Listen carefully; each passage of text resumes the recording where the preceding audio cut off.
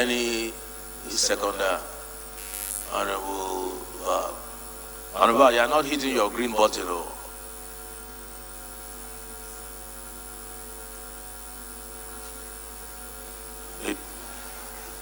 Do you want to come and check? No, it hasn't. But go ahead and second.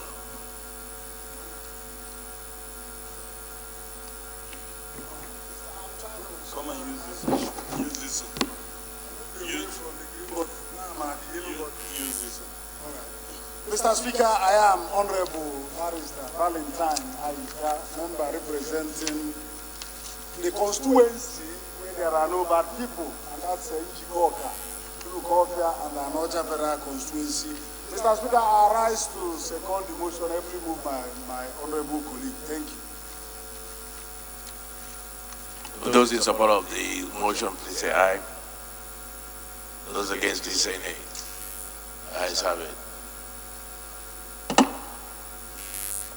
Motion to suspend our rules to enable Honorable Henry take his motion now. Any seconder?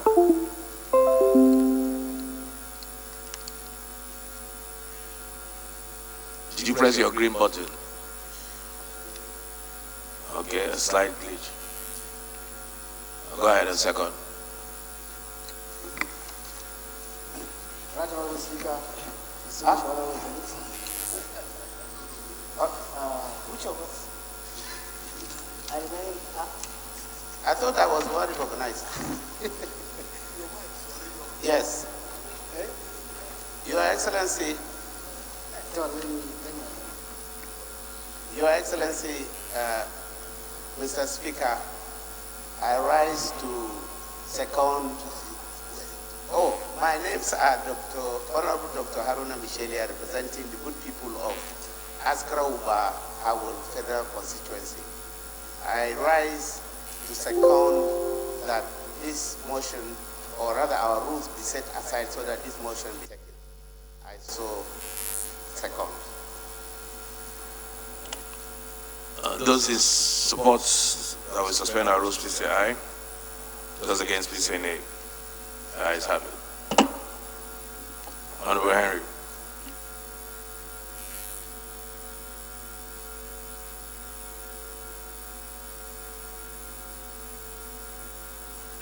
Thank you, Right Honorable Speaker, my dear colleagues. I remain Honorable Henry Walba, and I represent the enterprising people of Indi Tolikedu Federal Constituency of Imo State. Mr. Speaker, I hereby move a motion of urgent public importance on the uprise of cultism in Nigeria. The House notes that cultism in Nigeria dates back to 1952, particularly in the institutions of our higher learning. Informed that it started as fraternities with motives of maintaining law and order on campuses. Further notes that our universities, primary and secondary schools are proper places for education of our youth and children in character and in learning. Further informed that our youth and children have developed a higher concept in learning, both formal and informal knowledge in theory and practical. Aware that secret cultism has become a threat to our higher institutions of learning, it is shocking to hear that even children who are in some primary and secondary schools aged between 8 and 16 years now belong to secret cults. Further aware that the effects of secret cult organizations on our youth and children are greatly in the negative, and concerned that if not tackled, it will continue to eat down into every part of society, every what effects on individuals, families, schools, religious setting, and the society at large. Further concerned that the cultism has propelled high increase on dropouts of our students. Informed that the initial original intention of the cult groups was to fight against injustices, but the recent tendencies of most secret cults suggest nothing but evil in the society. disturbed that this social vice is really eating up the moral and educational standard of our great country, Nigeria. Further disturbed that the death of young people these days, always associated with secret cult activities, has become alarming, as little issues that need settlement end up triggering a lot of calamities. The House resolves to urge the federal government of Nigeria, states, and university authorities to set up anti-cultism vanguard to tackle the menace of secret cults in Nigeria.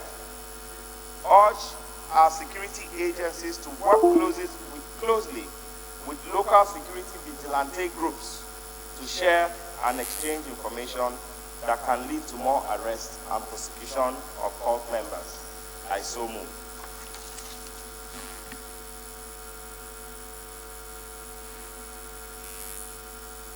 Any second.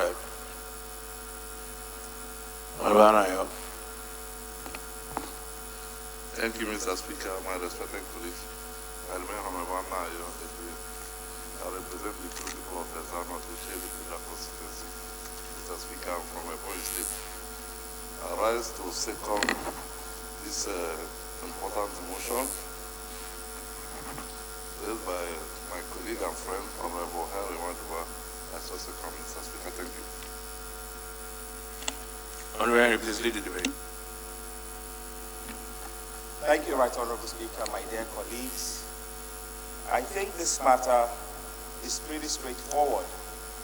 If you take a look at the security situation in Nigeria today, day in, day out, we debate matters that relate to different aspects of security in Nigeria. Today before us, I bring a motion that perhaps can take us to the roots of the matter. The issue of cultism in Nigeria today, Mr. Speaker, is a well-known fact. When I was growing up, cultism was a strictly university setting affair. But today, in Nigeria, many communities, many villages, many homes have been wrecked by the menace of cultism. It is very shocking to note that even in our primary and secondary schools today, there are cults that have gone out to recruit children, and all for what? To unleash violence, to unleash mayhem, and to unleash terror in Nigeria. I think that as this House moves towards a legislative solution to tackle the issue of insecurity, perhaps we need to unbundle some of the components that make up the insecurity in Nigeria and say, let us take cultism, and perhaps when we resolve the issue of cultism, you have solved the issue of armed robbery. Or if you have solved the issue of cultism, you have tackled kidnapping or other forms of insecurity. Mr. Speaker, my dear colleagues, I know that a lot of my colleagues will probably have one or two things to chip in on this matter, but I just feel that as we move to look at the issues around security in Nigeria, let us start by taking decisive steps that will bring our youths back on stream. After all, they say the youths are the leaders of tomorrow. If we do nothing to tackle these issues from our universities, I am afraid that in the next 50 years or 40 years or whatever period of time that we're looking at, we will not be able to live with the consequences. This matter did not start today. It is something that we have closed our eyes to over time. I therefore propose and suggest that together we should look at the issue of cultism in our higher institutions, hoping for a legislative solution that can be measurable and impactful in redressing this menace. Thank you, my honorable colleagues. I look forward to your contributions and your support on this all-important motion. Thank you.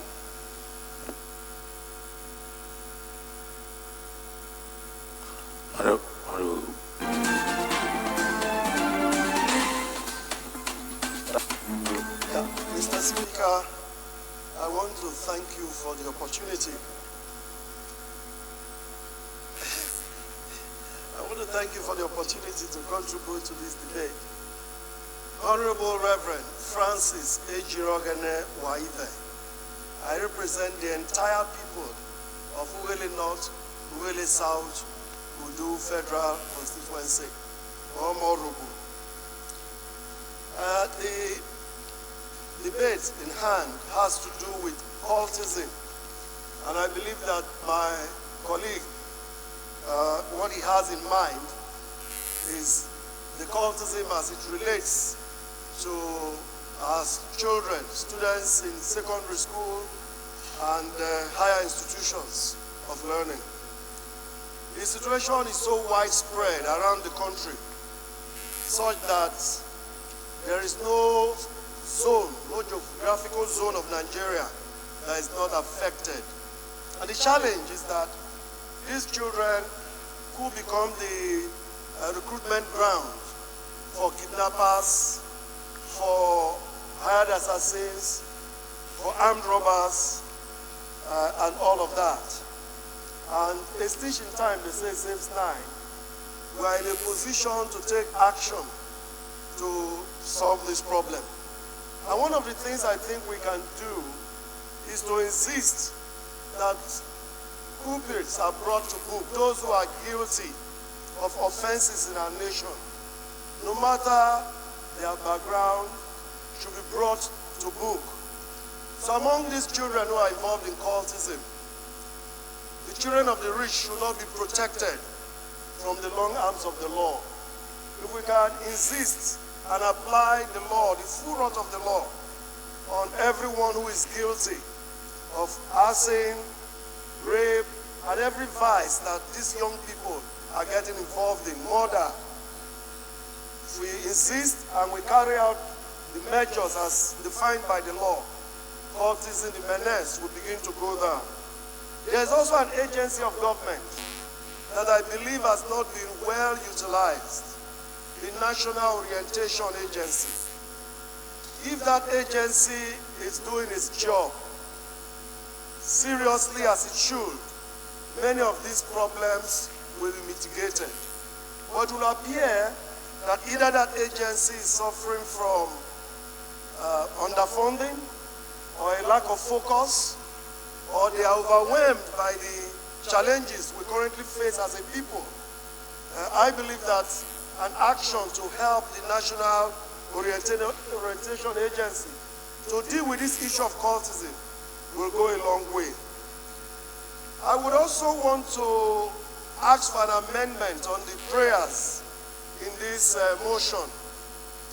The curriculum in our schools, basic education, even tertiary education, if cultism is put in there, anti-cultism is taught in such a way that the children from a young age would realize the dangers of what they are getting into, what this thing can result in, how they could destroy their own lives and destroy even the country. We know that many valuable lives of young people who could have turned out to be great citizens have been lost in this process to, this cultism. So if we could put that in the curriculum at the basic education level, so the children will get to learn from an early age the dangers of cultism, I believe that it will help to stem the rising tide of cultism in this country. Mr. Speaker, I'll be glad if this amendment is added to that prayer, is made to that prayer, so that it will come on record that this 9th Assembly has contributed to solving this problem of cultism among our children. Mr. Speaker, thank you once again. I so submit. Honorable Bamishile.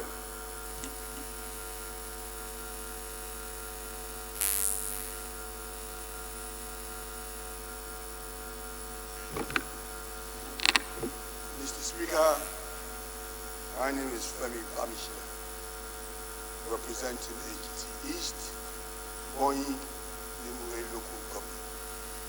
And fellow colleagues, on this issue that's been raised by our brother, fellow parliamentarian, the issue of cultism, I'm going to take a different dimension to this. And for me, I would want to pray that government, when I say government, government in totality, stands to understand that cultism, terrorism is a cultism is a preparatory stage into terrorism. And we need to understand this very clearly. And why I say government should take a very keen role on this is government, I think, to my own understanding, actually encourages all this. It's only in Nigeria, because we have other clients like the United States, UK, and all that. Nobody does play with terrorism or cultism. They don't negotiate with them. But it's only in Nigeria here that we find government negotiating with terrorists. And you find out that when these kids move from cultism to terrorism, it's all about the money game for them. So my prayer would be we should concentrate more with government, trying to help these menace within society. If we keep talking about the basics, about talking to our children, about not getting into, I remember when we were back in school, like they said, clearly, all these things were done in the university, and it was not in these stages that they're being carried out now. But as we go by, my prayer, like I said, to be added to this particular motion is to talk to government, not to encourage. And I mean when you say not to encourage, not to negotiate with terrorists, not to negotiate with those who are cultists, to be able to take them to book when they are. This is my submission. Mr. Speaker. Honorable Chukwuma. Mr. Speaker, honorable colleagues, once again, Honorable Chukwuma, representing the good people of Atlanta Federal Constituency. Mr. Speaker, most of us who in our university days worked as student union leaders know quite all right that the problem of cultism is deeper than the way we look at it. Because we know quite all right that the cultists in the 80s are today in important positions of power. And what do the societies do? They now form an umbrella body for the ones that have graduated and then move ahead to register such organizations. The truth of the matter is that we know that beginning from the pirate confraternity to the Black Ass movement, the Aye, the Vikings, as many as they are today, have bigger organizations outside the student formation, from where they now draw their power and strength. And the organization is they're highly coordinated. And in various universities, when these people are apprehended, you now discover that one way or the other, they escape the long arm of the law, which means that there is a higher connection involved. And most of the students that are apprehended are children of the rich and well connected. So my contribution to this problem is that, first of all, we should keep record of the activities of those that are apprehended and make sure that when they are expelled from the university, they do not succeed in getting admission in any other university in Nigeria. Because that's the major problem. If the ones that are caught, if you rusticate them, the parents will now secure admission for them in another university. And what is predominant now is that they go to private universities. So my suggestion, I have an amendment to the prayer, that the National University Commission should keep a record of those that are involved in court activities. Immediately they are expelled, they should make sure that they are not granted admission in any university in Nigeria. If that is done, at least, we take care of the operation within the university system. Then in the larger society, the Nigerian police and the DSS should investigate organizations that are registered as NGO and know which one is an offshoot of those fraternities that we know, and then stop them from being registered, and then stop their meetings in Abuja and in Lagos. When that is done, they will we now cut off the power from where they get their finance and the protection from the law. I so submit, Mr. Speaker.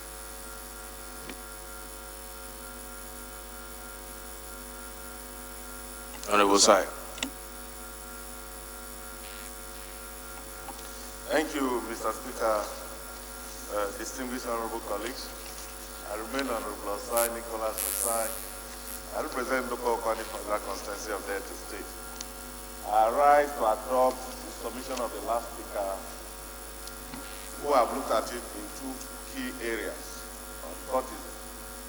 Mr. Speaker, the reason why do people rejoin cultism in schools? Probably to increase influence by them. Probably that is the reason why our children in schools tend to join cultism. They want to show influence, they want to show power. Now, but what is the effect? The effect is that it's going to lower the standard of education and performance of education in our institutions. Because it creates fears. It creates fears to students, it creates fears to even the parents and guardians that sponsor these children. If not, when you compare the federal universities and private universities in Nigeria today, most of the high-ranked universities in Nigeria are public universities. Not even private universities. But you see, the rich ones, instead of them to address the issues, are sending their children to private universities. Then allowing the common man, which we represent, to be able to go to public university. But the issue is this. This motion seeks advocacy. Advocacies in the university and advocacy in public. Mr. Speaker, one of the issues that I've addressed this issue now is the Student Unionism Act, which I proposed.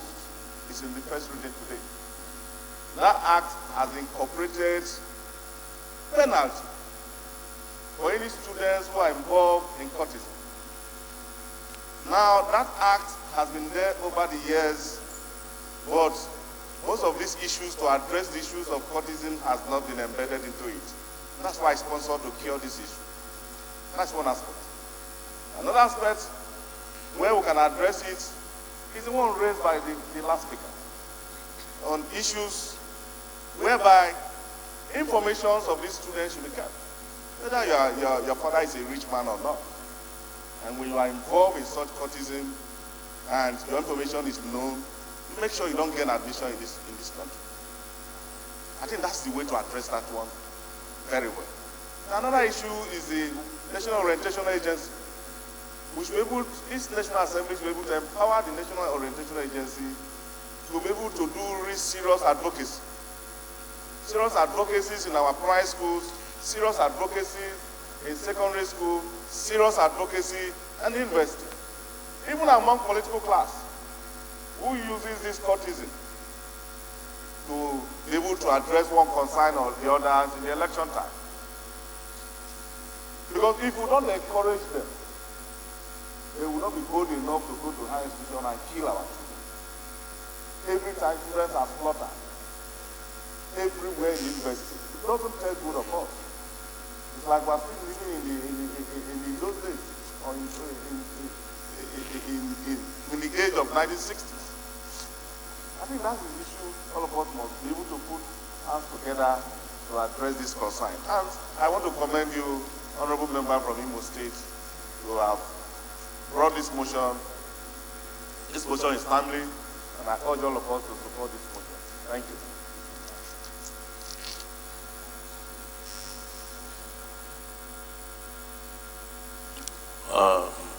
Leader.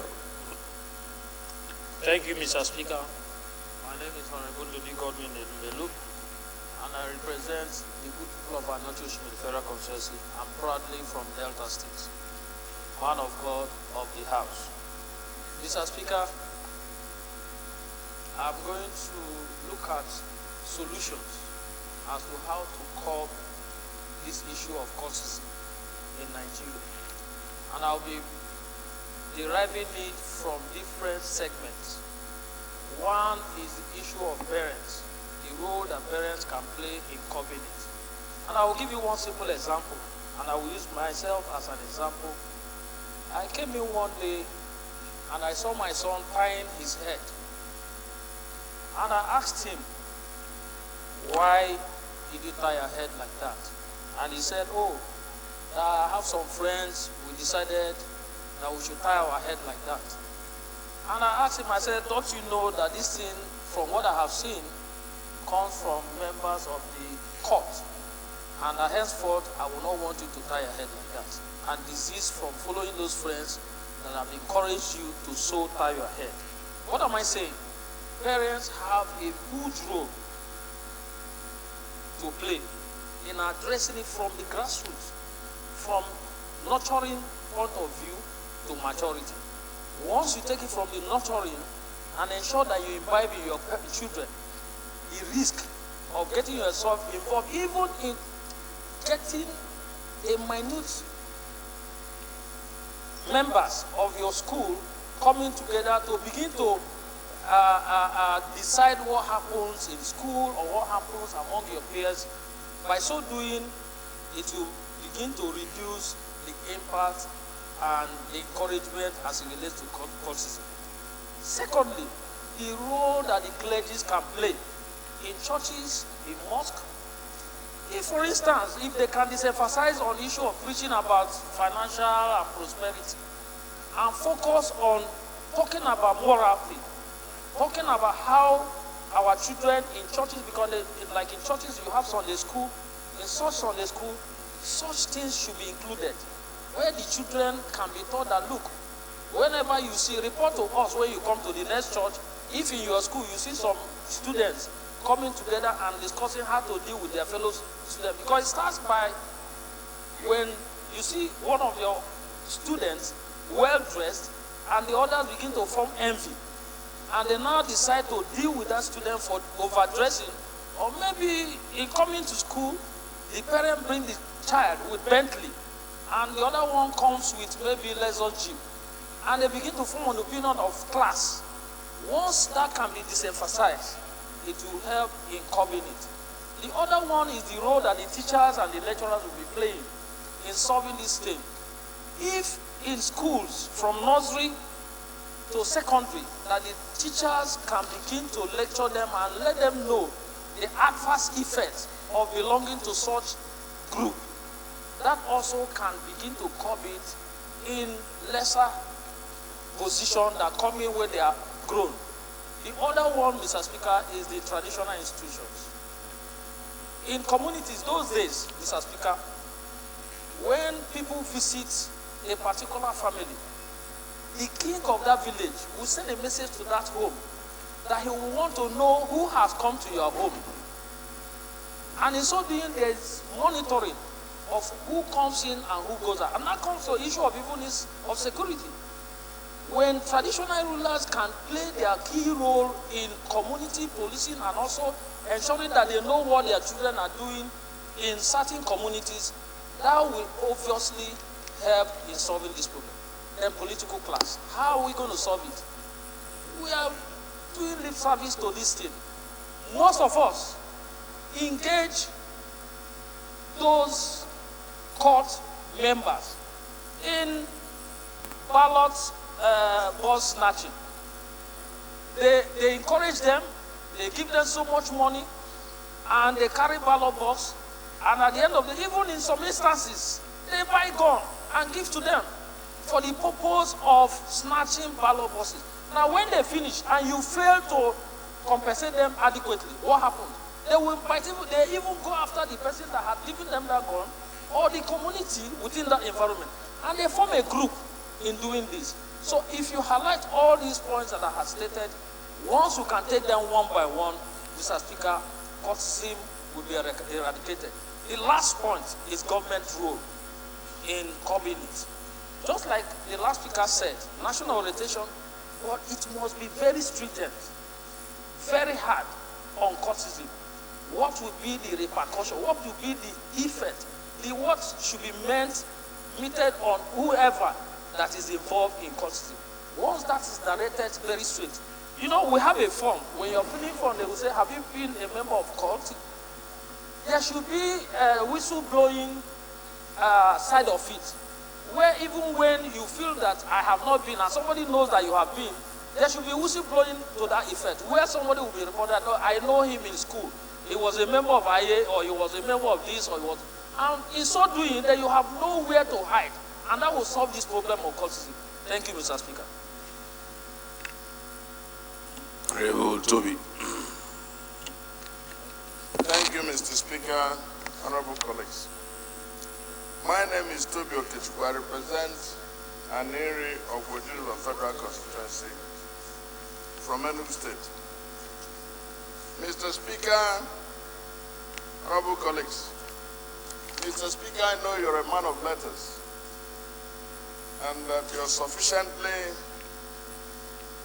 equipped to know, like my other colleagues, that the scope of work for anybody to be a graduate is to be qualified in character and learning. The absence of any of these two, you are not fit for purpose and you cannot be a graduate.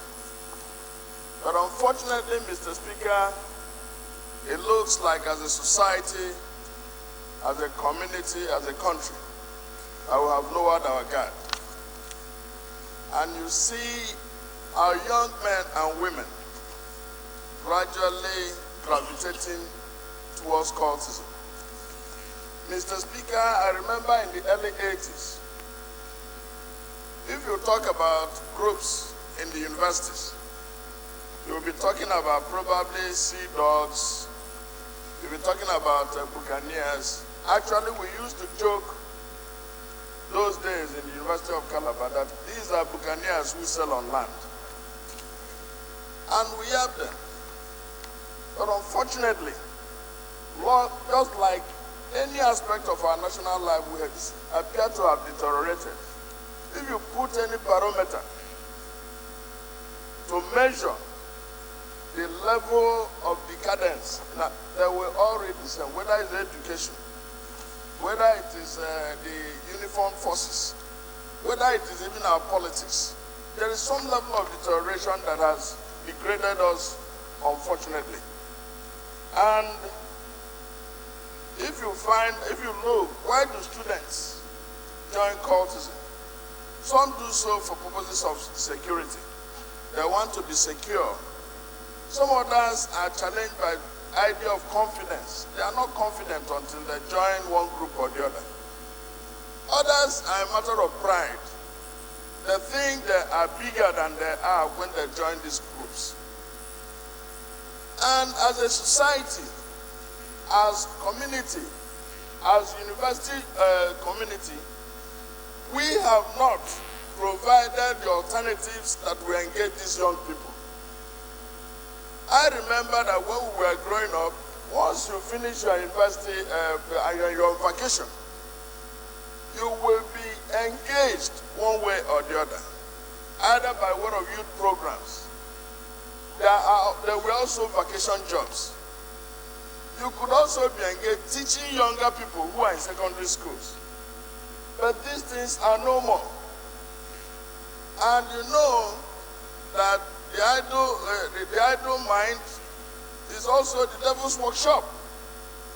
And you imagine what will happen to our society when these young men, who ordinarily would have been equipped with other prospects in life, begin to have this mentality and they get into government, they get into politics, and they think they can build their dreams on this kind of attitude.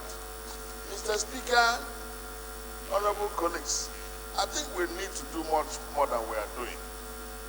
There should be mentoring programs for young people. Even as parliamentarians, I think we can do more. We can have youth programs. We can create scenarios where people are able to teach the secondary school students immediately they are on vacation. We can have youth programs that can create some kind of engagement for our young people. First and foremost, there are no jobs. And I remember that in this parliament, Mr. Speaker, you were also part of the driving force in the 8th Assembly. We passed an infrastructure bill with regard to the reactivation of Ajokuta, completion of Ajokuta. In other jurisdictions, they do it. We passed an infrastructure bill that will enable government with $1 billion, as claimed by the people who are running Ajokuta, that this entity could be completed with $1 billion. There's no point having savings of 40 billion overseas when you can take 1 billion and complete it and create immediate 10,000 jobs. And the collateral consequence of those 10,000 jobs and completion of it, we give you about 100,000 jobs. And our young men and women after school can get gainfully engaged in doing some manual jobs or even some other intellectual jobs or even science jobs in those entities. So, Mr. Speaker, there has to be a structured approach to solving Nigeria's problems. It cannot be at the whim and caprices of anybody because it cannot work. So I believe strongly that we need to do some serious alternatives to engage our young people. There is also the need for us to have a database, as my colleagues have said. In the police, when I was in private practice, I did a work for DFID, and they call it case tracking. We should be able to have the database of people who are engaged in these nefarious activities. Without it, you cannot monitor, because the next minute somebody gets involved, the other minute is admitted in another university. There is no database of rustication. And this goes essentially to the issue of the crisis of identity in Nigeria. It's the root of all our crimes, as well as the issue of address. Today you have people still receive letters in community primary schools, community secondary schools, in churches and mosques. How can you, in 21st century, be receiving letters through those means? It means that even when you extract these people and individuals, there's no address. Now you cannot identify people with national ID cards. These are compelling issues that is at the root cause of the problem we have. So, Mr. Speaker, I support this motion. We need to do more as individuals and as a society, and I believe that it should be carried. Thank you very much. Honorable Makinde. Thank you, Mr. Speaker. Honorable colleagues, my name is Peter Abiola Makinde. I represent the good people of Ondo East, Ondo West, Federal Constituency. Mr. Speaker, I'm from Ondo State. Permit me to lend my voice concerning this issue of cultism in our universities. Mr. Speaker, I just want to let this House, this Honorable House, know that it is not only the universities, it has gone to secondary schools, even motor parks, Okada riders, including police officers. They are part of this game, this cultism of a thing. Sometimes if you take a case to the DPO or to the area commander, you will find out that even before you get there, these cultists are already there. They must have been informed that somebody somewhere is coming after them. So even if our law enforcement officers are being infiltrated, they are now into a confraternity, KK, or what have you. This is anathema. It's terrible in our country, Nigeria. Mr. Speaker, just like this administration has said, that these changes start from us. Permit me to say that these young ones, they look up to us. We must be a role model. Many of them are into this one way or the other, not because their parents are rich. No. Some of them, their parents are poor. But one thing in their mind is, well, this is Nigeria, anything goes. After all, our leaders have failed us. I want to appreciate our minority leader for that fact that parents must have something to do about this, even at the grassroots level. Honorable colleagues, Mr. Speaker, if we can do our part diligently, honorably, I think that will affect the way our children live their life. Mr. Speaker, one more point. The law enforcement database system is not working.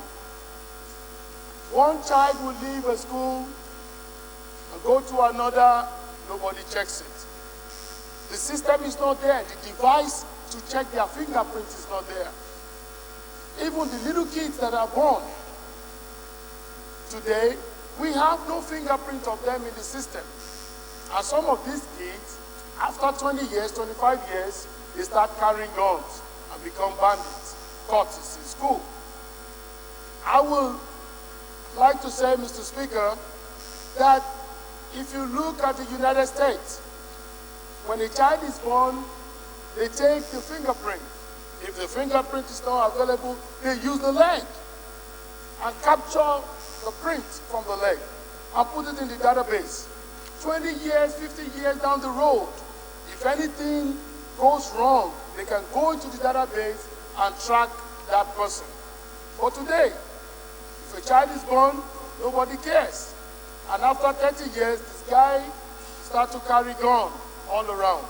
Mr. Speaker, this change starts from us.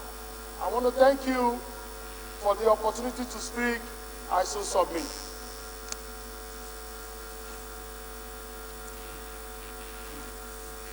Honorable Mahoney.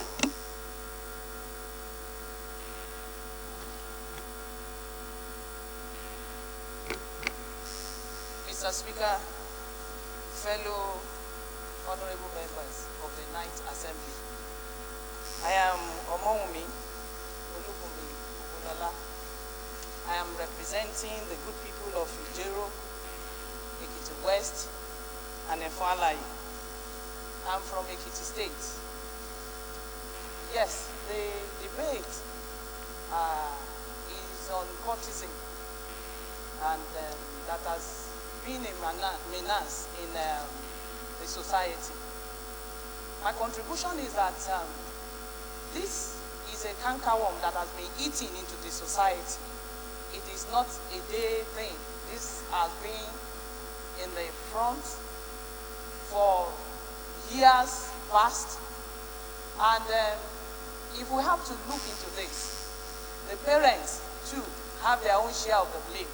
It is easy for anybody to castigate the government for what they are not doing, or that the government should be at the receiving end.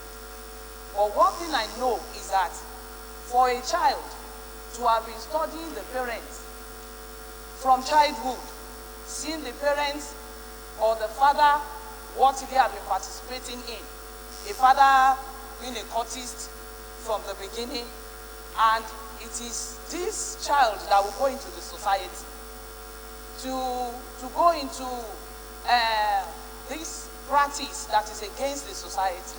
So as far as I'm concerned, all of us, we have an input and we have a part to play in this, to correct the anomalies that we have in the society. I don't want to subscribe to the fact that we will have to, that some of these children in the school will have to be rusticated. I want to believe that there should be a measure to rehabilitate them. Anytime any child is caught in cultism activities, there should be a measure or a mechanism put in place that such a child will have to be rehabilitated, because this has to do with our mindset, with the mindset of a child. It is not to the extent that because if you say you are putting that child, you want to take him away from the school, and the child will have to take to the street. And when the child is in the street, it will pose another thing. They go into many things, armed robbery, kidnapping, and also all whatnot. So I want to recommend That it shouldn't be the result or how to checkmate this. Should not be that when a child is caught in the school participating in cultism, that child will have to be rusticated. I want to recommend that such a child should be rehabilitated because it has to do with the mindset. Thank you, Mr. Speaker.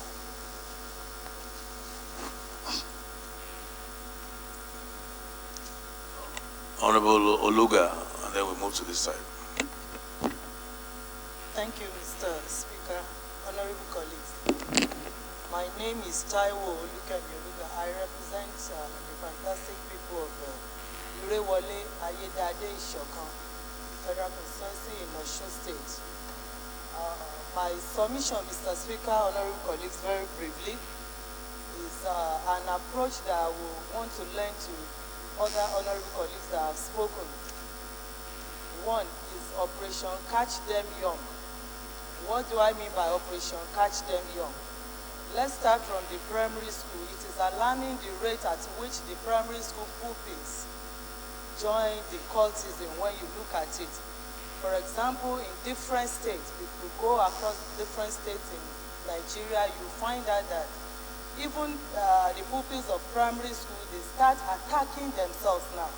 And there is fight all over. And you'll be wondering that primary school, it was shocking to hear that they are into cultism. So how do we go about this? Most of them join innocently. They do not know the extent and what it takes to be a cult member. What are the advantages? What are the disadvantages? What is at stake? Is my future at risk? All these they do not know. So if we go by the approach of Operation Catch Them Young, let the NUA do their own quota, because most of them join because of the boredom. They don't know the meaning. They join because they are bored. Most of them join because of the influence of peer groups. Maybe a friend that the parent or the guardian is a cult member. Maybe they see what they are doing, their activities. And most of them join at times, Mr. Speaker, honorable colleagues, because they feel they can get fame, they can get names, they can pass, they can threaten the teachers, threaten the principal, threaten whoever to get their way in the school. So how do we go about this? Let the teacher pay more attention to the pupils. Also, they should, part of my own resolution is that they should be taught how to dress very well, because at times in decent dress, when they dress in decent, they may be attracted to those that will invite them to cultism. Also, I would like to suggest to this honorable house that the teachers take larger percentage, because when you calculate the time they stay in school from 8 a.m. to 2 p.m., most of them after school they stay by for lessons, for tutorials. You find out that they spend more time in school. So we need to bring the Primary Education Board, we need to bring them on board in arriving at a solution to this. So I want to suggest that the Operation Catch Them Young, in my own little way, that we should adopt it as I lend my voice to condemn the activities of cultism at every stage, the primary school level, the secondary school level, and our tertiary institution. Mr. Speaker, I thank you for the opportunity to speak.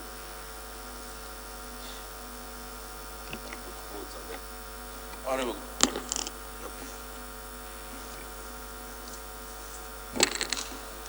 Mr. Speaker, Victor Mela Danzaria, member representing Balanga Village Federal Constituency. Mr. Speaker, I'm from Gombe State. Honorable colleagues, I want to contribute on this very much important issue that regards our children, students, and the future of Nigeria. The issue of cultism in this country is not a new thing. It's been a long time. Some of us have been victims of cultism back in the university.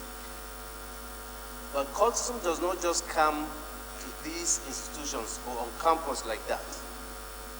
Cultism came or usually come in through organizations, societies. the amendment or my contribution in order to support this important motion is to add that on campus, whenever there's going to be registration of associations and organizations, universities or the institution concerned should check the constitutions and the bylaws of all organizations to make sure that there are no symptoms or activities of cultism embedded in the activities of such organization. Secondly, I want to add to the prayers that reports of annual activities of organizations in campuses should be made available to the school authorities in order to check activities of all organizations that are registered in those institutions. There are laws that are preventing some of these organizations in our institutions, but most of the time there are no laws or measures or procedures to monitor what is going on in these organizations. Like I earlier said, honorable members, there are a lot of organizations on campus. When they start as a good organization, as time goes on, you see them changing their names or changing their activities. Then it becomes either occultic organizations or some part of the group will change. And so I feel cultism does not just start like that in our institutions. They usually come in through an organization. So for school authorities to make sure that all organizations registered, either a society or organizations on our campuses, are looked into, their constitutions and also their activities are checked by those tertiary or by those institutions, is going to help in monitoring most of these activities that are happening in our institution. Mr. Speaker, I join hands in this debate to make sure that, as the honorable members are saying, it's an issue or a motion of public importance. If we don't act in helping the institutions, this thing is going to continue. And yes, the parents have a role to play, but most of the time the parents are not in school. Parents have handed over the responsibility of their children to that institution. So the institution has a role. To add to the prayers again, I agree with the honorable member that rehabilitation centers in schools should be made available for all these cultic members that have been arrested or they've gone through these activities, so that they'll be rehabilitated and returned back to the society or to the school and be monitored. And that is the main problem we are having. A child will be expelled from a particular university or tertiary institution because of cultic activities. He will find himself in another institution without checking why he left a particular institution or why she left a particular institution. So monitoring the activities of most of these organizations will help in curbing the problem of the proliferation of most of these organizations that ends up to be cultic organizations in our institutions. Thank you very much, Mr. Speaker.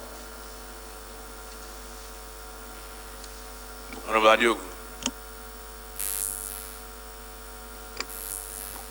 Thank you, Mr. Speaker. Ade Adiogu, I represent Akoko Southwest Federal Constituency. I'm from Ondo State. Mr. Speaker, sir, the founders of confraternities in Nigeria in the 1950s will look back today with regret at the mutation of their lofty ideas. I suppose when Professor Wole Soyinka and his colleagues stood up then to start confraternities, they had great ideas about emancipation of the black race. But what do we have today? Mutation of lofty ideas into criminal gangs. Like one of my colleagues said now, you now have cultism starting from elementary schools to secondary schools to universities. They're catching them young and grooming them into criminals. The fact is, most cult groups now serve as training ground for criminalities. You have groups that all they do is train people to carry firearms to involve themselves in banditry. You even have Okada riders in neighborhoods where you cannot be an Okada rider unless you belong to a specific God group. So we're really in a deep, bad situation. Sadly for us, Mr. Speaker, we're treating cultism with kid gloves in Nigeria. Parents no longer frown at cultism because some of them just look at the fact that it serves as a means of income. So for as long as money comes in, it doesn't matter. The end justifies the means. But can we really afford this in a society where we'll have a lot of security challenges? Mr. Speaker, sir, we have an issue. The law enforcement agencies, we expect that the institutions will deal with it, but it's gone beyond institutions to societal menace. And the law enforcement agencies are sadly not ready to enforce because they don't have the capacity. We don't have a crime data library in Nigeria, so anybody can commit a crime or involve in cultism from one institution and just go right down again and move to another institution. If they're involved in any criminality in one institution, they can move to another institution undetected. One of the reasons we have difficulties in Nigeria detecting crime is because there's no database. For anybody to use fingerprints to detect crime, there must be a basis for comparison. Sadly, in Nigeria, there's no record for the police force or any of the security agencies where we have these fingerprints of Nigerians, except what the bank started recently with BVN. The BVN is not available to the police.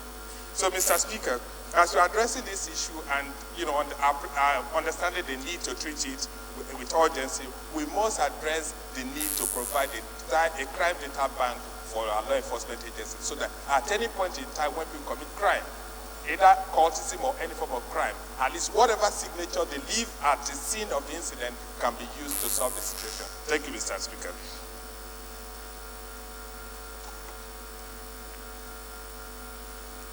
Honorable God.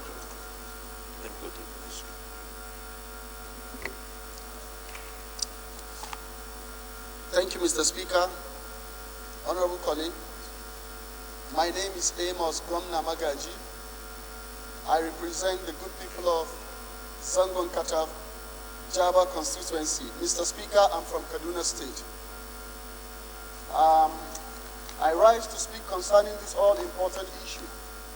Personally, I have been affected by the issue of cultism.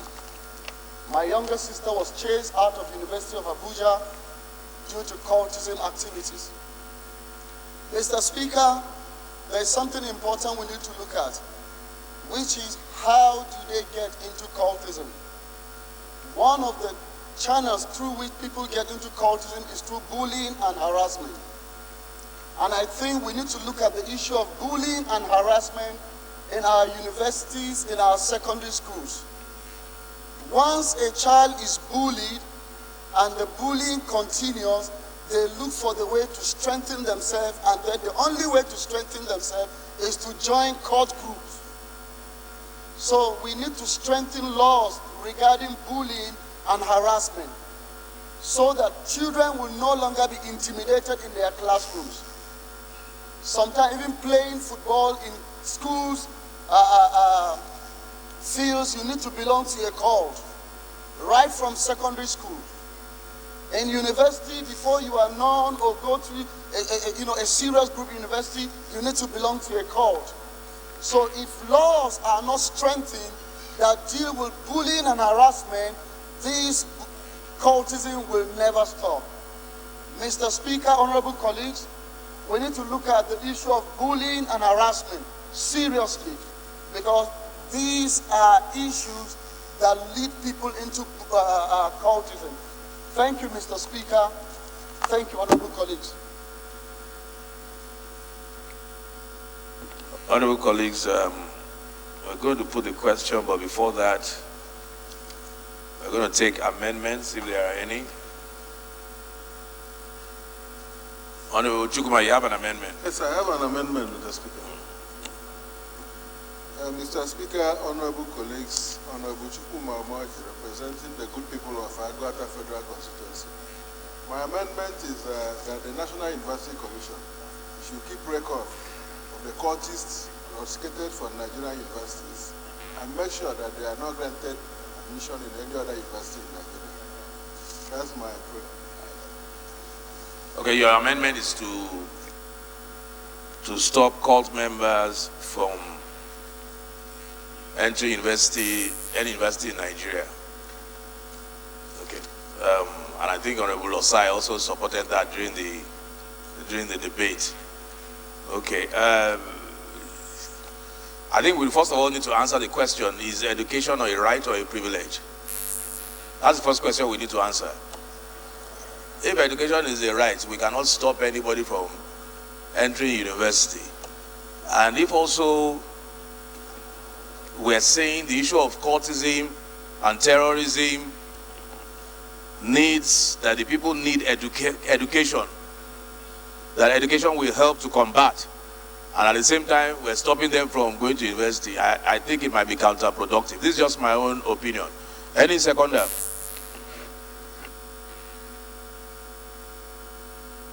Yeah, what's the clarification? Mr. Speaker, honorable colleagues, please, the prayer is that if you are rusticated from a university for cult practices, that you are not supposed to secure admission in another university. If you are rusticated, if you are found guilty of taking part in cultism by a university senate, and you are rusticated, you are not supposed to get admission in another university. For life. I don't think that will be counterproductive. If you don't get admission to university and you don't get education, you have no alternative but to get further into that. Is it curative? I mean, what does that do? But let's say any seconder.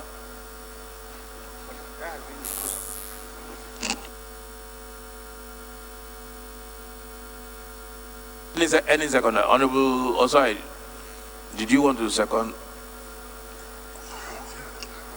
Convinced with what?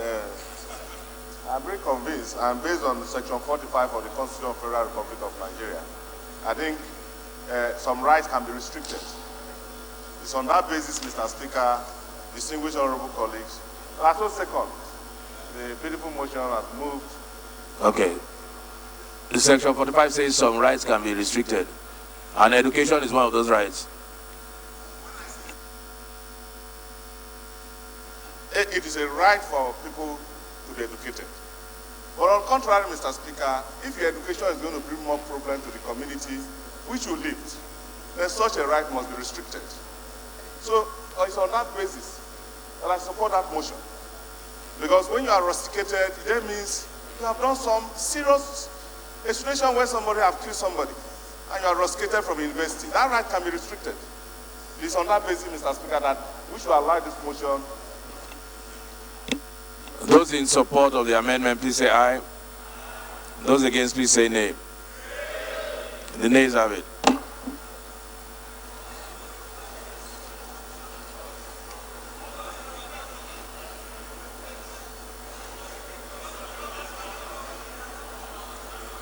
Reverend Francis, you have an amendment.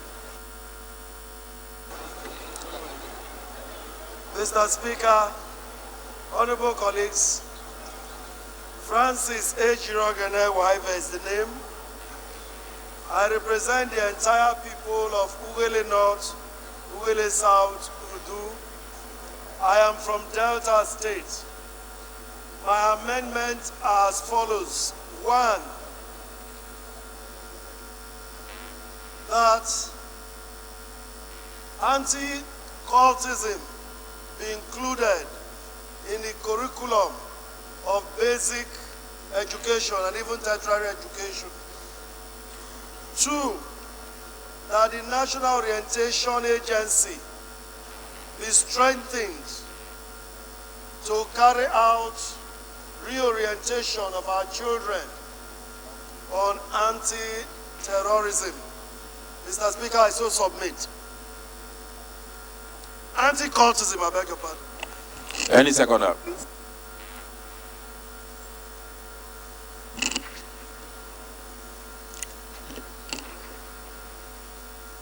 Honorable Amos, you want to second Honorable Francis' amendment?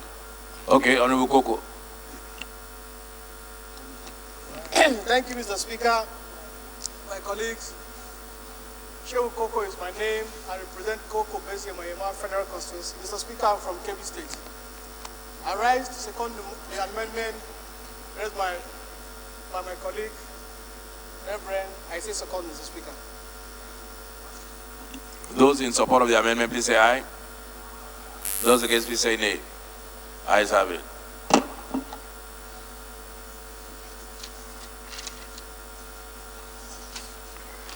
Honorable Victor, what's your amendment?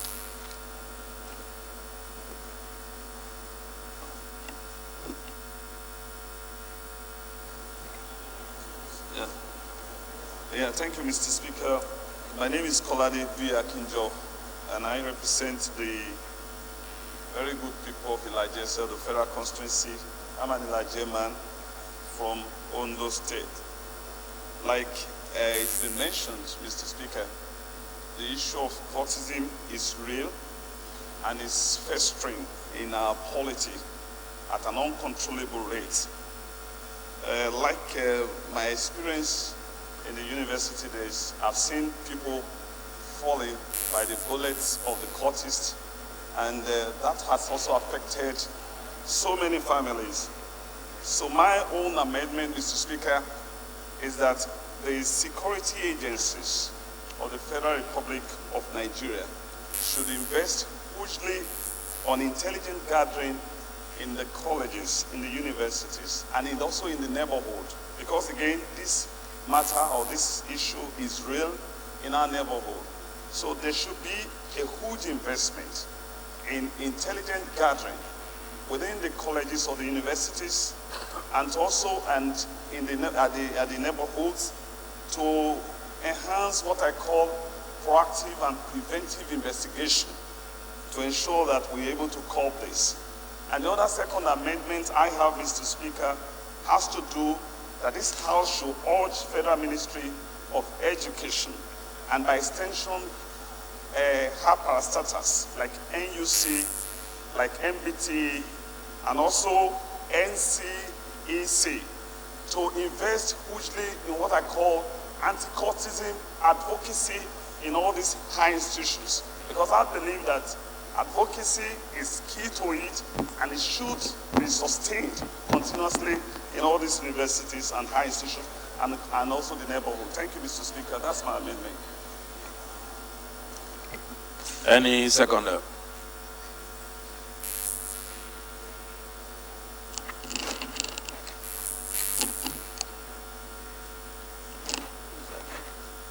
You want a second?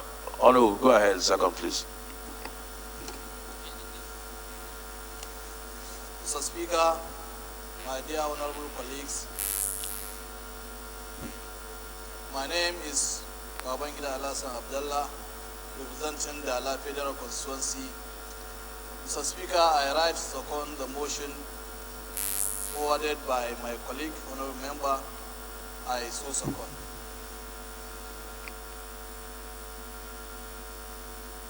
Those in support, please say aye. Those against, please say nay. The ayes have it.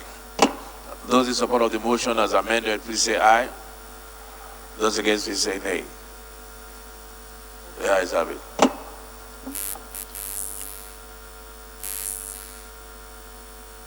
Point of order. Point of order. What's your point of order? Honorable Dutse.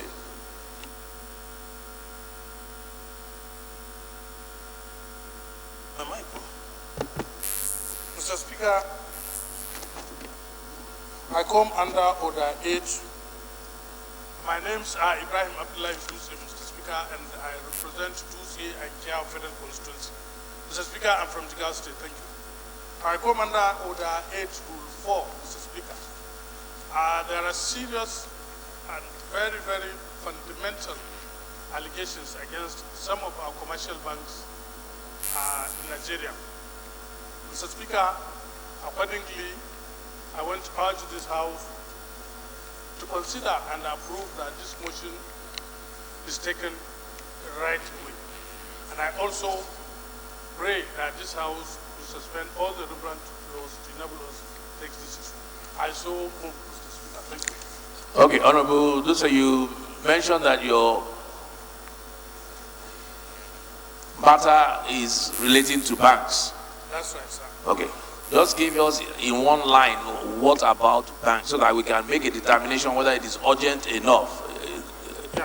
Thank you very much, Mr. Speaker. Mr. Speaker, there are serious and very fundamental allegations against most of our commercial banks in Nigeria. Silence, please. It is alleged, Mr. Speaker, that the only properties our banks consider as worthy of collateral are properties either in Abuja, Lagos, or Port Harcourt. Mr. Speaker, I have banks in my constituency, Dutse, and if a plot of land or a house in Dutse cannot be enough or is not worth being a collateral to enable me to take a loan, then, Mr. Speaker, I think the bank should pack out of Jigawa State and come to Abuja or Lagos. Or probably go to Port Harcourt. Thank you, Mr. Speaker. Yes, seconder, please. Honorable Maki, that's not your seat, oh.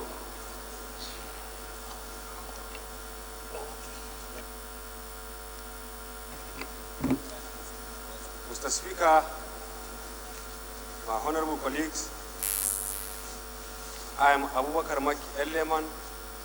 I'm representing Madam Modori Kaugama, Federal Constituency. I'm from Jigawa State. I raised to second the motion raised by my senior brother, Dutse, I so second. Those in support of the motion that this matter is urgent, please say aye. Those against, please say nay. The ayes have it. Honorable Dutse, there are many bank owners in these chambers. The second leg, please. Those in support that this matter be taken, or that rules be suspended to take this matter now, please say, or rather a seconder. Honorable Francis. Mr. Speaker, honorable colleague, Francis Charles Buyo is my name. Member representing Korabas in Marani, Eastern Obolo, I'm from Akwa Ibom State. Mr. Speaker, I rise to the second limb of the motion that our rule be set aside and this motion be considered immediately. I so second. I believe what Honorable, just because the House was a bit rowdy, Honorable Dutse's motion is that banks are only accepting properties from Lagos, Abuja, and Port Harcourt as collateral. That's his motion, just in case we missed it. Those in support that we suspend our rules to take that motion now, please say aye. Those against, please say nay.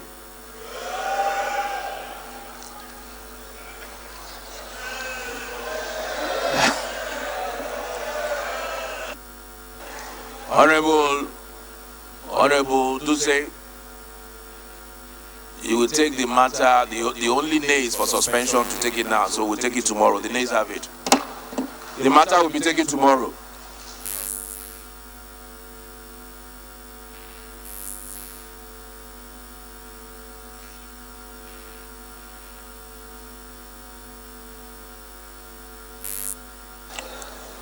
Honorable members, the first business of the day is presentation of 37 bills. I now invite the clerk to read the short title.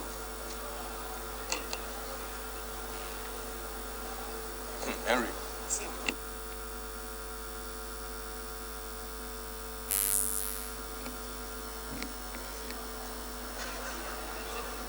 Honorable Speaker, honorable members, Nigerian Authors Trust Fund Bill 2019, first reading. Sustainable Development Fund Establishment Bill 2019, first reading. Silence, please. Honorable Anna Edwin, silence. College of Education Technical Ganye Establishment Bill 2019, first reading. National Agency for Science and Engineering Infrastructure Act, Amendment Bill 2019, first reading. Nigeria Institute of Translators and Interpreters Establishment Bill 2019, first reading. Advertising, Petitioners, Registration, Licensing, etc. Act, Repeal and Enactment Bill 2019, first reading.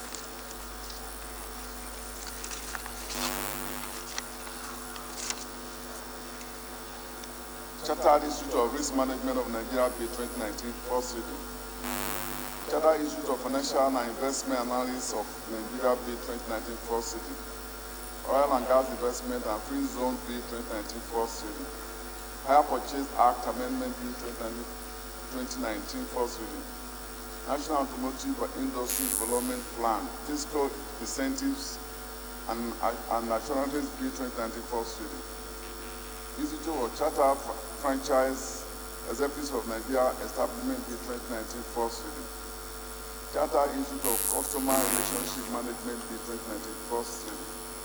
Corporate Social Responsibility Special Provisions Act, S3 Bill 2019, first reading. Chemical Weapons Prohibition Bill 2019, first reading. Criminal Justice Release from Custody Special Prevention Act Amendment Bill 2019, first reading. Student Union Activities Control and Regulation Act Amendment Bill 2019, first reading. Nigerian Communications Commission Act Amendment Bill 2019, first reading. Robbery and Firearms Special Provisions Act Amendment Bill 2019, first reading. Constitution of the Federal Republic of Nigeria Arbitration Bill 2019, first reading. Charter Institute of Trade and Investment of Nigeria Bill 2019, first reading. Criminal Code Act Amendment Bill 2019, first reading. Criminal Code Act Amendment National Building Code Enforcement S3 Bill 2019, first reading. National Shipping Policy Act Amendment Bill 2019, first reading. Investment and Security Tribunal Establishment Bill 2019, first reading. Army Color Prohibition of Use Act Amendment Bill 2019, first reading. Penal Code Northern States Federal Provision Act Amendment Bill 2019, first reading. Institute of Chartered Economics of Nigeria Establishment Bill 2019, first reading. National Biotechnology Development Agency Establishment Bill 2019, first reading. Tertiary Education Trust Fund Act Amendment Bill 2019, first reading. Civil Aviation Act Amendment Bill 2019, first reading. Nigeria Railway Corporation Act Amendment Bill 2019, first reading. Federal Airports Authority of Nigeria Act Amendment Bill 2019, first reading. National Agency for Food and Drug Administration and Control Act Amendment Bill 2019, first reading. Federal College of Education Special Billing Kudu Establishment Bill 2019, first reading. Ajakuta State Completion Fund Bill 2019, first reading.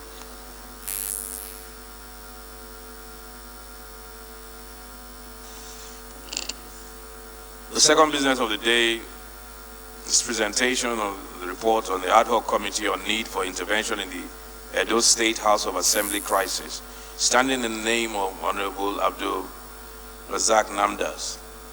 Honorable members will recall that the matter was referred to the committee on Tuesday, 9th July 2018. The report is ready for presentation. Honorable Namdas is invited to present the report.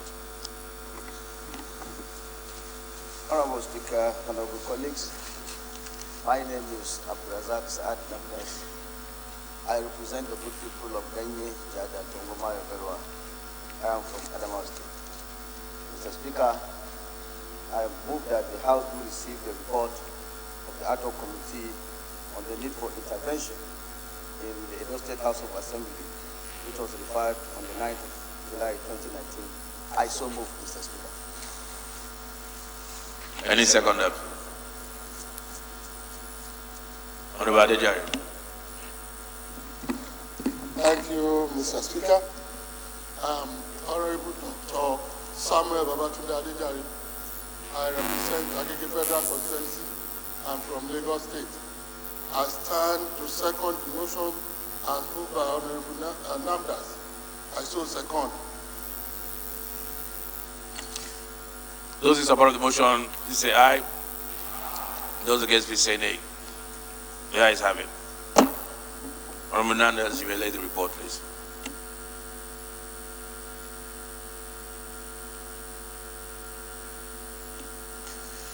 Honorable members, the first order of the day is a motion on the reconsideration of outstanding bill from the preceding assembly pursuant to Order 12, Rule 16 of the Standing Orders of the House of Representatives, standing in the name of Honorable Babajimi Benson. Honorable Benson is invited to move the motion. Thank you very much, Mr. Speaker. Honorable colleagues, I remain Baba Jimmy Benson from the good people of from Ikorodu Federal Constituency, Lagos State. Mr. Speaker, my motion is titled the reconsideration of outstanding bill, Process of Crime Agency Establishment Bill 2019, from the preceding Assembly, pursuant to Order 12, Rule 16 of the Standing Orders of the House of Representatives. The House notes that pursuant to Order 12, Rule 16 of the Standing Orders of the House, bills passed by the preceding Assembly and forwarded to the Senate for concurrence, for which no concurrence was made or negative or passed by the Senate, and forwarded to the House, for which no concurrence was made or negative, or which was passed by the National Assembly and forwarded to the President for accent, but for which accent or withholding thereof was not communicated before the end of the tenure of the Assembly. The House may resolve that such bills, upon being regazetted or clean copies circulated, be reconsidered in the Committee of the Whole without being commenced de novo. The House also notes that the proceeds of the Crime Management Agency Establishment Bill was passed by the preceding Assembly and forwarded to the President for accent, but for which accent or withholding thereof was not communicated before the end of the tenure of the last Assembly. The House is aware that the bill was read the first time on Tuesday, 16 July 2019. The House resolves to commit the bill to the Committee of the Whole for urgent consideration. I still submit, Mr. Speaker. Any seconder? Dr. Achibong. Thank you, Mr. Speaker. I remain Dr. Henry Achibong, representing the people of Itu, the Honor Federal Constituency in Akwa Ibom State. Mr. Speaker, I rise to second the motion that the House do reconsider the outstanding bill on proceeds of Crime Management Agency Establishment Bill 2019 as moved by my colleague. Thank you, Mr. Speaker. Thank you. This is a recommittal motion, so I'll just put the question. Those in support of the motion, please say aye. Those against, please say nay. The ayes have it. The second order of the day is a motion on need to address the worsening plight of internally displaced persons and returnees in Bama, Ngala, Kala, Balge areas of Borno State. Standing in the name of Honorable Zainab Gimba. Honorable Gimba is invited to move the motion. Is Honorable Gimba here? The motion is stepped down.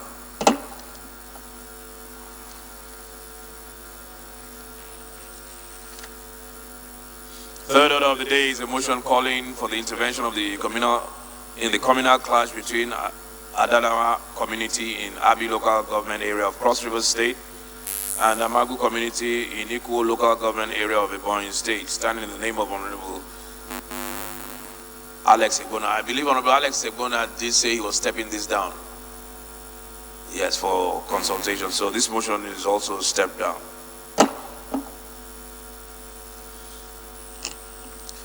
Yeah, we're making rapid progress.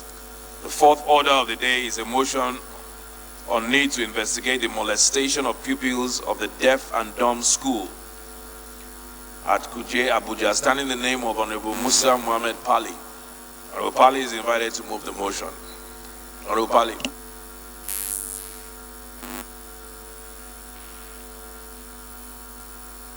Honorable Pali has stepped out. Motion stepped down. I'm liking this.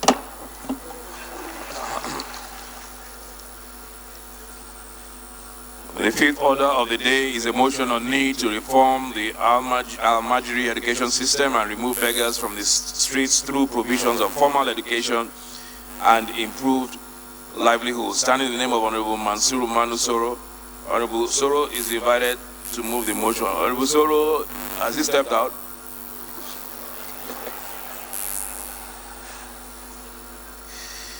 Honorable Soro, move your motion.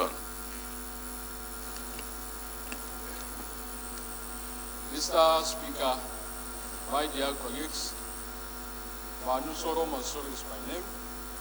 I speak for the good people of Advocacy, Federal Constituency of Bauchi State. Mr. Speaker, in accordance with the House Standing Orders, Order 8, Note 13, I want to withdraw this motion to enable me co-opt some of the members to serve as co-movers who have already shown interest. So I shall represent the motion in due course. Thank you. Yeah, you're stepping down the motion. There is a God.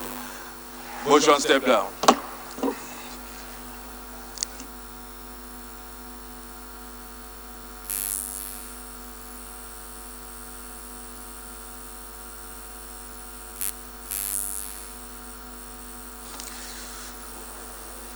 The sixth order of the day is consideration of report of the ad hoc committee on the committee on the need for intervention in the Edo State House of Assembly crisis. Honorable members will recall that the report was laid on Wednesday, 17 July 2019. Honorable Abdul Razak Namdas will move for its consideration. Honorable Namdas. Honorable Speaker, honorable colleagues, my name is Abdurazak Namdas. I represent the good people of Ganye, Jada, Tongo, Moyobelwa. I am from Adamawa State. Mr. Speaker, I do move that the House do consider the report of the ad hoc committee on the need for intervention in the Edo State House of Assembly crisis and approve the recommendations therein. I so move, Mr. Speaker. Any second, Honorable Lanayo. Thank you, Mr. Speaker. My respected colleague, I remain on my partner, I represent the good people of Ezama to share the federal constituency. Mr. Speaker, I'm from a very state.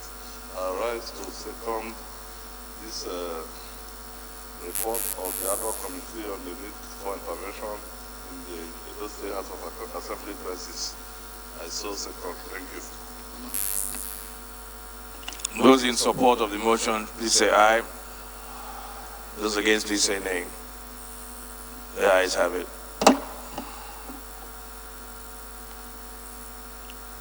Honorable colleagues, we're now going to go into the Committee of Whole. First time in the 9th Assembly. I'm very excited to leave you guys in the hands of the Deputy Speaker, who will be presiding over the Committee of Whole. House Leader, please move that the House do the resolve to the Committee of the Whole to consider the report.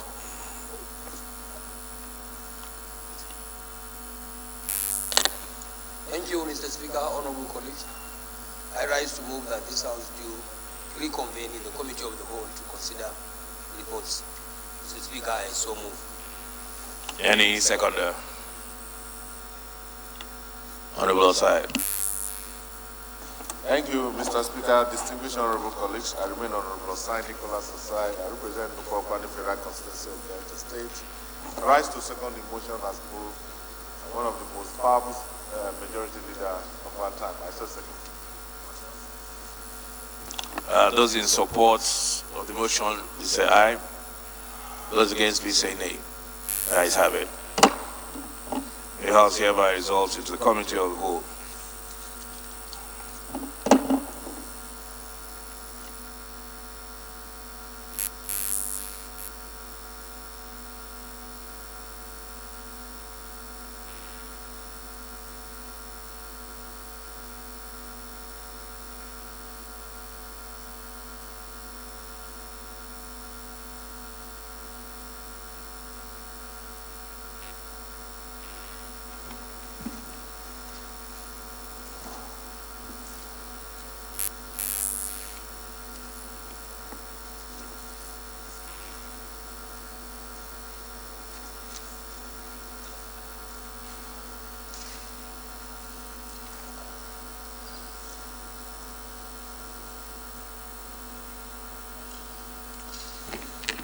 Respected colleagues, the report to be considered is that of the ad hoc committee on need for the intervention of the Edo in the Edo State House Assembly crisis, I invite Honorable Abrazak Nandas to give the synopsis of the report. Honorable Abrazak.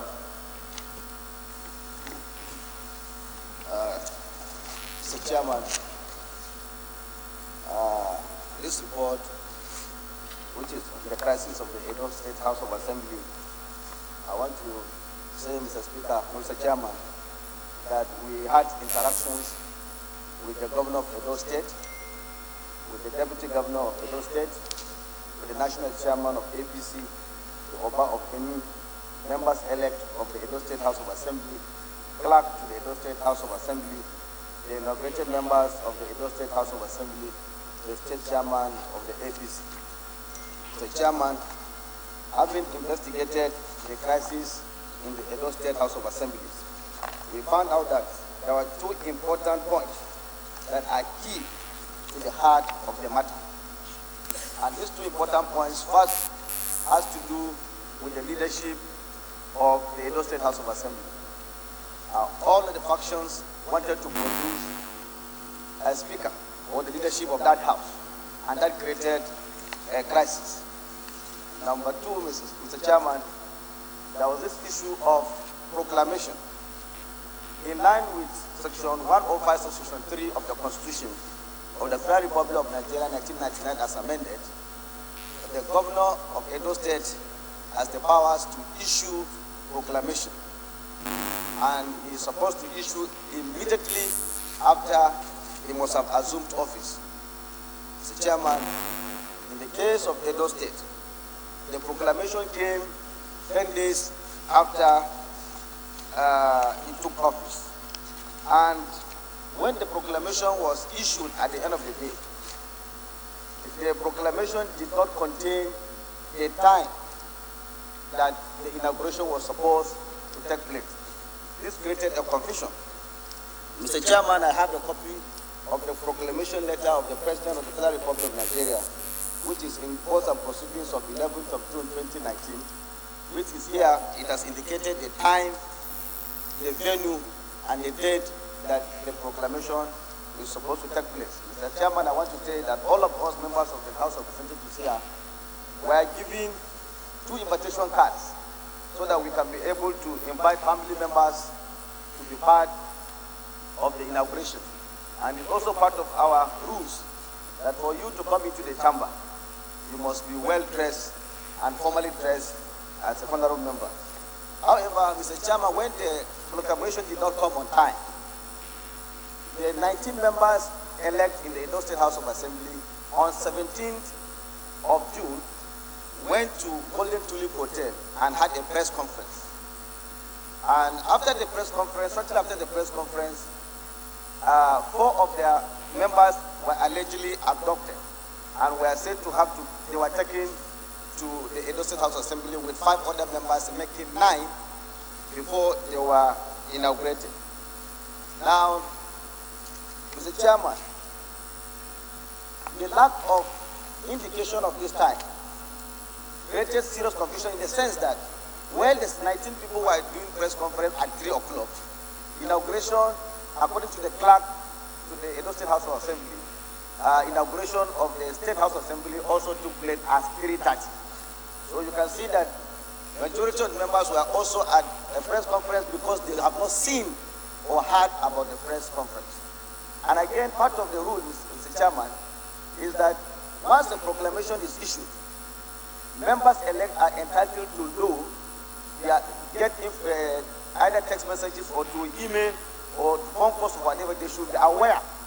But these 19 members who had this press conference felt that they were not aware of the date of the inauguration. And that became a serious problem. And therefore, they were not part of the inauguration. Again, 2 members who were part of the 9 members that took the inauguration ceremony at 17, their names are Barrister Eric Okaka and Mr. Uyi, who were part of the 9. Later, after they came out, they said, look, we were forced to be part of the inauguration. Because when we got the pictures of the inauguration, some of the members were in short knickers. Mr. Speaker, if the 24 House of Assembly members during inauguration and one will wear shonika, and in the National Assembly we have 360 members, and all of us are formally dressed, it means somebody probably took this oath actually under duress, because you cannot, in the presence of your family members, friends, and colleagues of yours, and you come to take an inauguration and you choose to come in a short knicker, it becomes a serious problem. Mr. Speaker, Mr. Chairman, we had also a copy of the proclamation that was made by the Edo State Governor. It was published in Vanguard 19 June, Wednesday 19 June 2019. This publication that contained the proclamation was supposed to take place on the 17th, but the publication came on the 19th. That means 2 days after the inauguration, which is supposed to be before the inauguration, at least telling members that inauguration is coming up on the 17th. But here the inauguration came 2 days after the publication, and we have copies of the publication in our possession.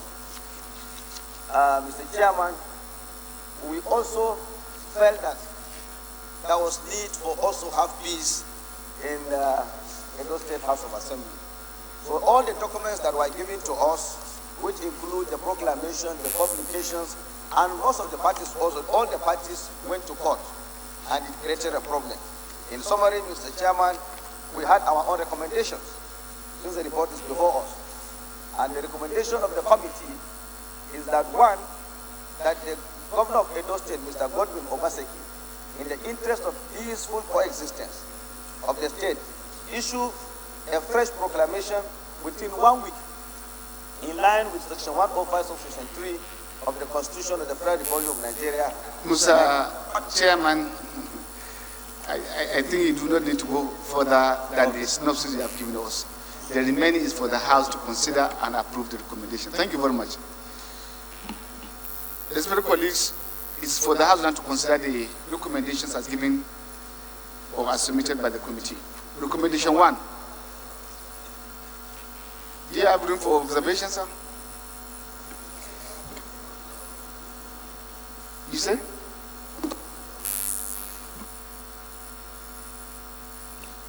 Thank you, Chairman.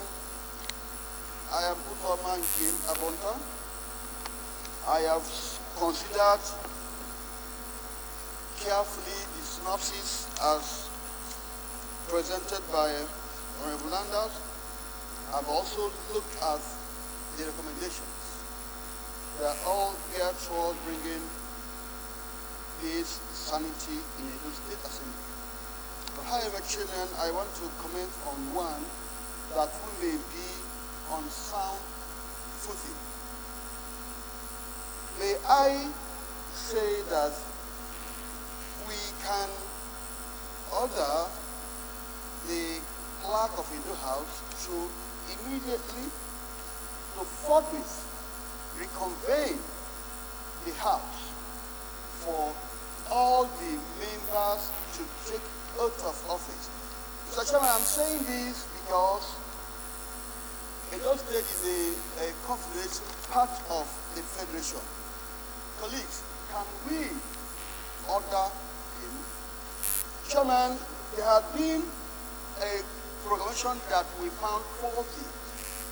Can we declare it faulty? I'm afraid. But we know it's faulty. It's a thing for legality. But therefore, we can even say, urge the governor, strongly urge the governor to see that the House is reconvened forthwith, that the needful be done. The way it is cast, I'm afraid, we may be interlopers.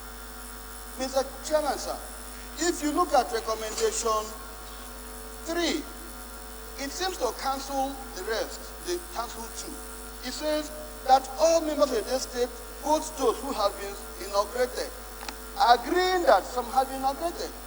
And 2 says that all actions of separate assemblies should be declared null and void. If you make it a void, then 3 should be deleted, shouldn't come in. So 3 is now saying both those who have been inaugurated and those who not should dissolve their faction, substantiating that there are some And if you are quarreling with the first proclamation, then nobody had been inaugurated. So it's a bundle of contradictions. Therefore, I want to say that we urge the clerk of a Edo State Assembly to, within the 7 days or even 3 days, reconvene the House for the other members to take their oath of office. Mr. Chairman, the purpose of this is, should they fail to do any legislative duties, if the condition is not proper for them to do their duties, then we take over. If the clerk convenes that House immediately, and the members are sworn in, if there's a clause that prevents them from doing the business, then we can now move it. So we should either retain these things to tally with the constitutional orders and legality. What I'm trying to do is to avoid a situation whereby somebody will jump into court and say we usurp their power. All this. If you look at these 4 things, you see they come together. That's my opinion, Mr. Chairman. Thank you. Honorable Abonte, sorry, I'm not supposed to contribute, excuse me, I'm not supposed to contribute, but from the synopsis given by the chairman of the committee, he told us that in the report, what their findings, what they found, one of the findings was that there was a proclamation order issued by the governor, but that he did not take the time for the convening, and that makes the entire thing null and void. Rather than throwing out this one, I thought we should couch it in a better way, such that it can carry it out, because the clerk cannot convene the House if the governor does not give the order. And giving the order from the governor, there was a kind of it's clumsy, because he did not even give the appropriate time. So it cannot be the clerk now that will convene the House. It has to be on the order of the governor, so that the proper calculation could be done.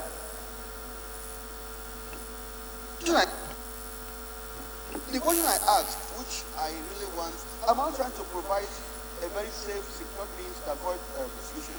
The question I asked, which I want my people to help me is, can the House of Reps declare that action of proclamation null and void?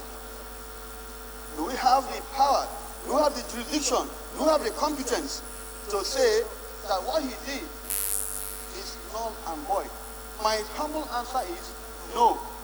But we can order them to reconvene the House if he did. You see, if you think if you think, legally speaking, with the legal mind, if you think that provision is wrong, it's a matter for court to determine whether it's wrong or right. But I want us to avoid that long talk and say, please, clerk, we can order clerk, reconvene the House. And when you reconvene the House, they do the needful. Okay, consider prayer 1 and prayer 2, that all prayer 2 says that members of the assembly, both who have been inaugurated, will there be any inauguration without proclamation? That is their own report. My colleagues, let's do justice. I believe that we can declare their actions null and void, because that is why, if things are not done properly, the power now of the National Assembly to take over that assembly is given to us. So you can only take over an assembly if their actions are not in line with constitutional matters. If they are in line with constitutional, where do you now get the order from, your powers from? So for me, I am with the committee, but it can be couched again to say, pardon? It can be recouched. I'm very okay with their recommendation that it has to be the governor that will convene, not the clerk. Let us not give a recommendation to somebody that does not have the power. Constitutionally, it is the governor or the president that has the right to proclaim convening of any assembly. Thank you. Yes, sir. Yeah, Mr. Chairman, I remain Honorable Barrister Valentine Aiga, member representing Chikota and Orchard Lugota Federal Constituency. Mr. Chairman, from the report as contained on page 5, page 5 says, in their interaction with the governor said he issued the proclamation according to the Constitution. And if I heard you right, sir, you said the proclamation is invalid based on the fact that it does not contain time. We are talking about Section 105 of our Constitution as amended. Sub 3, Mr. Chairman, says, subject to the provisions of this Constitution, the person elected as the governor of a state shall have power to issue a proclamation for the holding of the first session of the State House of Assembly concerned immediately after his being sworn in.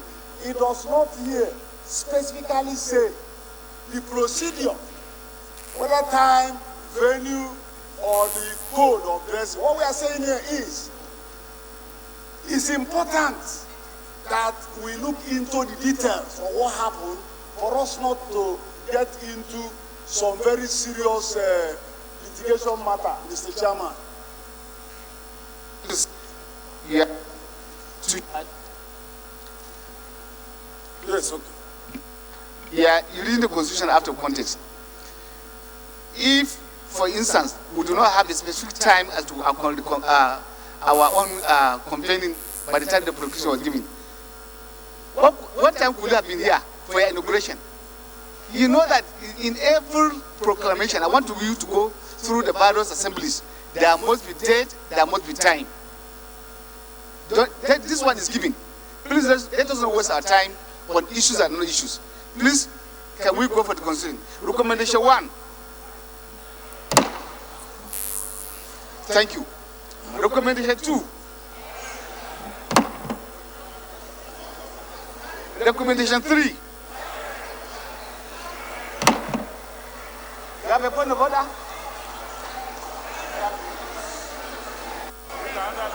Point of order. He has carried it.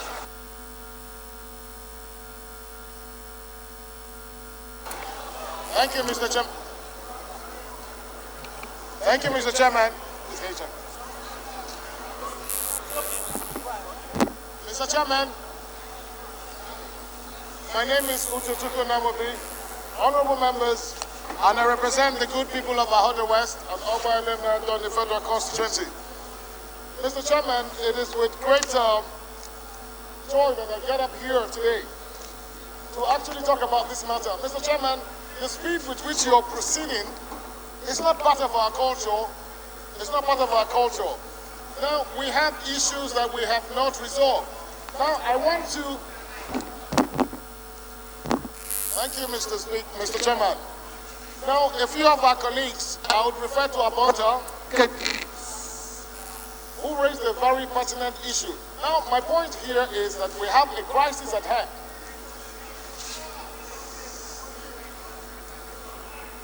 Usually, we don't raise points of order. It's personal explanation. We can't raise a point of order here. Personal explanation, that's our rule. On this matter, yes, on this subject matter. Now, this borders on the legislature of a state. Now, so that, because we have two warring factions, so that we're not seen as a house to be supporting one against the other. Now, we see what we have here as a recommendation of the committee. Why don't we look at it holistically? The power to proclaim for proclamation rests squarely on the governor. So why would we do otherwise? Mr. Speaker, I think I stand here to adopt what Abonta said so that we can expunge the number 2. If we're going to go with the other one, let it be so, Mr. Chairman. That's my submission. Yeah, point of order, I want to say that, first of all, the explanation is this. I still insist that the proclamation given by the governor is short of the time, the date was given, and you heard from the presentation of the chairman of the committee that even though a proclamation order was given, the publication in the national dailies informing the members of the public was done 2 days after the inauguration. And I don't know how you are going to say this. So for that matter, you are ruled out of order. Thank you. Recommendation 4. Recommendation 5. The question now is that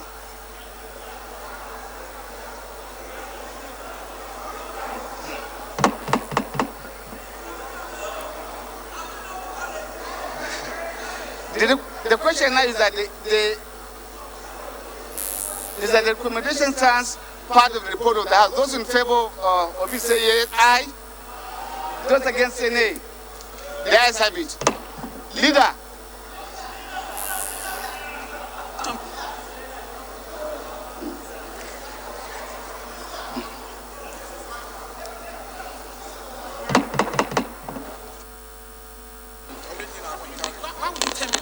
Yes, Chairman. I'm asked to move to adjourn now. Which adjourn? Which adjourn? Not adjourn. We are reverting to plenary. Chairman, honorable colleagues, Alasan Adodogwa is my name, leader of this house. I move that this house revert to plenary and report progress. Mr. Chairman, I so move.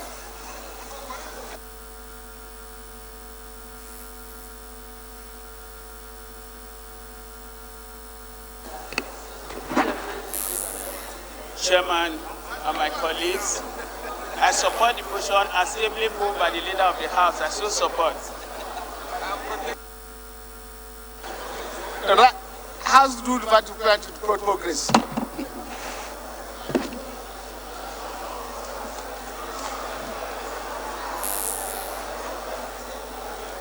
Order, please.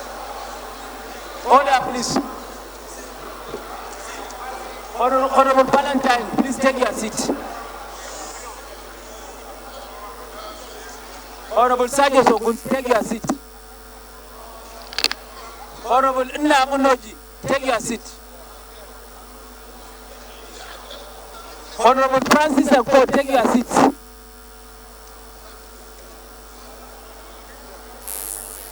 Honorable Francis Akpo, take your seat. Honorable Nnaji Unoji, take your seat. Honorable Nnaji, take your seat. Honorable Nandas, Honorable Sajos, take your seats.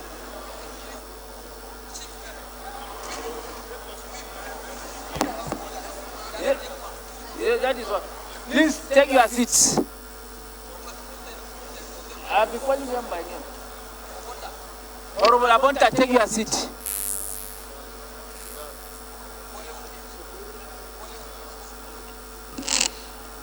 Respected colleagues,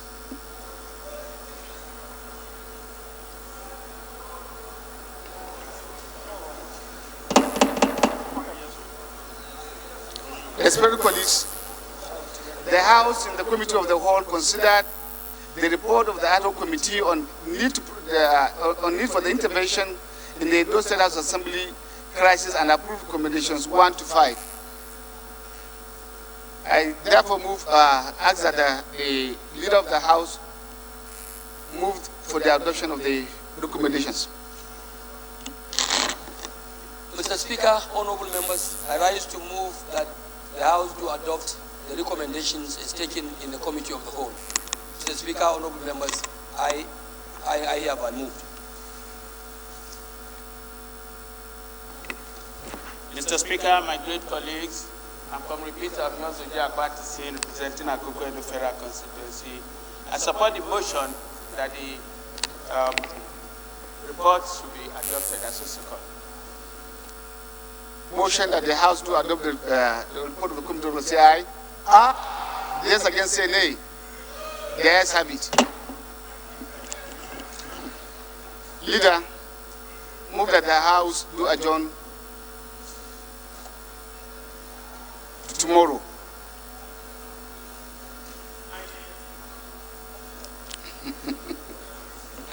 Sorry, a minute.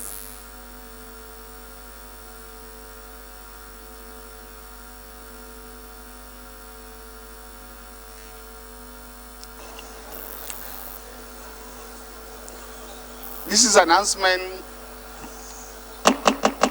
This is an announcement coming from Southwest Caucus meeting.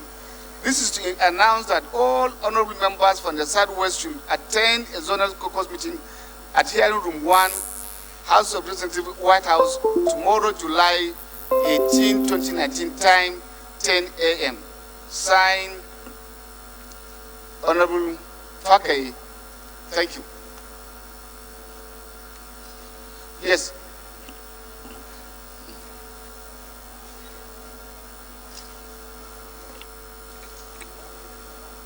Honorable Speaker, honorable members, With the leave of the Speaker, I rise to move that this House do adjourn till Thursday, 18th July by 11 a.m. Mr. Speaker. Deputy Leader, support the motion.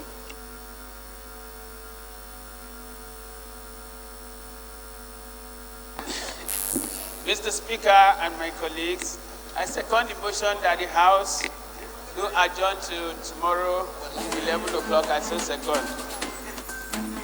Those in favor of the motion, the House will adjourn to tomorrow, 11 a.m. Say aye. This against say nay. The ayes have it. House stand adjourned to tomorrow, 11 a.m.